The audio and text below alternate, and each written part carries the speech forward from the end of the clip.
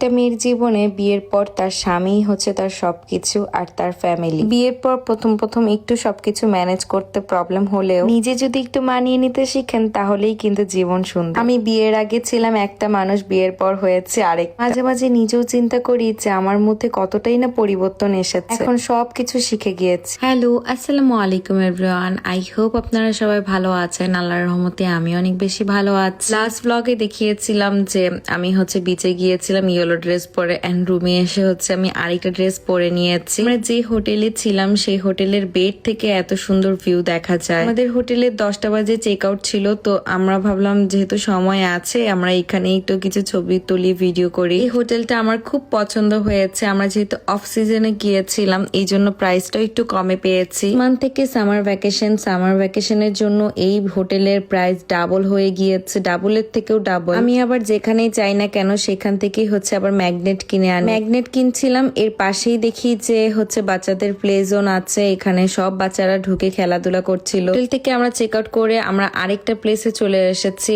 এটা হচ্ছে অনেক কাছে আমাদের সেই হোটেল থেকে।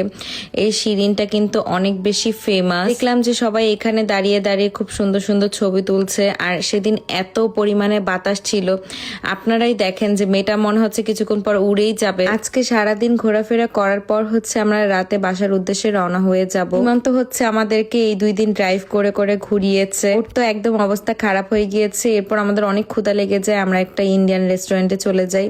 এখানে হচ্ছে নান আর হচ্ছে বাটার চিকেন নিয়েছিলাম। এদিক দিয়ে আমার উকিল বোন তার ছেলেকে খাওয়ানোর জন্য অনেক স্ট্রাগল করছে, সে কিছুতেই খাবে না। খাওয়া দাওয়া শেষ করে আমরা আরেকটা প্লেসে চলে এসেছি, এটা হচ্ছে মাউন্ট ওমুরো।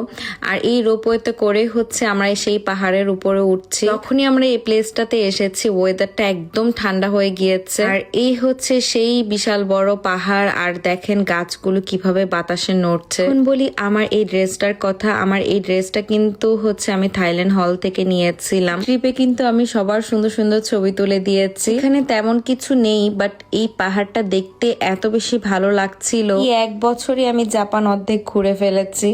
আর জাপানে আরেকটা খুব সুন্দর দ্বীপ আছে, সেটা হচ্ছে ওকিনাওয়া। সেখানে যাওয়ার আমার খুব ইচ্ছা। ইনশাল্লাহ আমি নেক্সট ইয়ারে সেই জায়গাও ঘুরে আসবো। এই জায়গাটা দেখে আমি একদম অবাক হয়ে গিয়েছি। আমি জানি না ক্যামেরায় কতটুকু বোঝা যাচ্ছে, আসলে ক্যামেরায় এইটা সৌন্দর্য একদমই বোঝা যাচ্ছে না। পাহাড়ের উপরে একটা শপ থেকে হচ্ছে আমার শাশুড়ি মা এই খাবারটা নিয়েছে, এটা হচ্ছে ওমোচি বলে। আমার শাশুড়ি মার কাছে তো খুবই ভালো লাগছিল, সে হচ্ছে এই ভিউ দেখছিল আর খাচ্ছিল। পরে দিয়ে যখন আমরা পাহাড়ের উপর উঠেছি একদমই আমাদের ভয় লাগেনি, বাট নামার সবাই খুবই ভয় লাগছিল, মনে হচ্ছিল যে এখনই নিচে পড়ে যাব। আর এক একটা রোপওয়েতে আমরা 3 জন করে উঠেছিলাম, মাঝখানে হচ্ছে আমার ননাসের ছেলে বসেছিল। প্রকৃতির এই সুন্দর ভিউ দেখতে দেখতে আমরা হচ্ছে নিচে নেমে যাচ্ছিলাম। নেমেই আমি মাউন্ট ওমুরোর এই লোগোটা কিনে ফেলেছি, এটা আমার ফ্রিজে লাগাবো। সেখানে উঠেই তো আমাদের একদম ঠান্ডা লেগে গিয়েছে। এরপর আমরা আরেকটা প্লেসে এসেছি, এটা হচ্ছে ইজু। এখানে একটা খুব সুন্দর ব্রিজ আছে, আর এই প্লেসটাতে কিন্তু আমি আরেকবার এসেছিলাম, সেটা হচ্ছে উইন্টারের সময় যখন এসেছিলাম তখনকার ভিউটা আরো বেশি সুন্দর ছিল।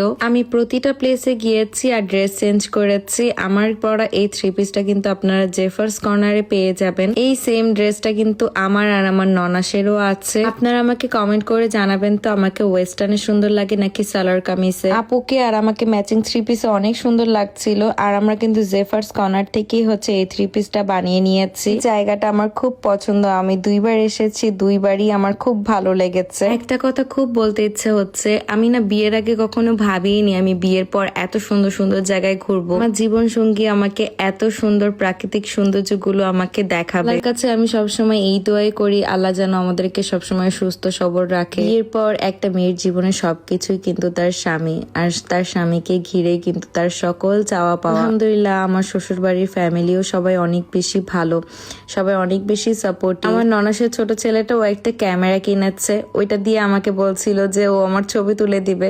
মাশাল্লাহ কি কিউট। পরে আর ভিডিও রেকর্ড করা হয়নি কারণ অনেক জার্নি করে এসেছি। যে লোগোগুলো কিনে এনেছিলাম সেই লোগোগুলো এখন হচ্ছে আমার ফ্রিজে লাগানোর পালা। আজকের ব্লগটি এখানেই শেষ করছি। সবাই ভালো থাকবেন, সুস্থ থাকবেন। আল্লাহ হাফেজ। দেখা হচ্ছে নেক্সট ব্লগে। আমার পেজে লাইক এন্ড ফলো করতে কিন্তু একদমই ভুলবেন না।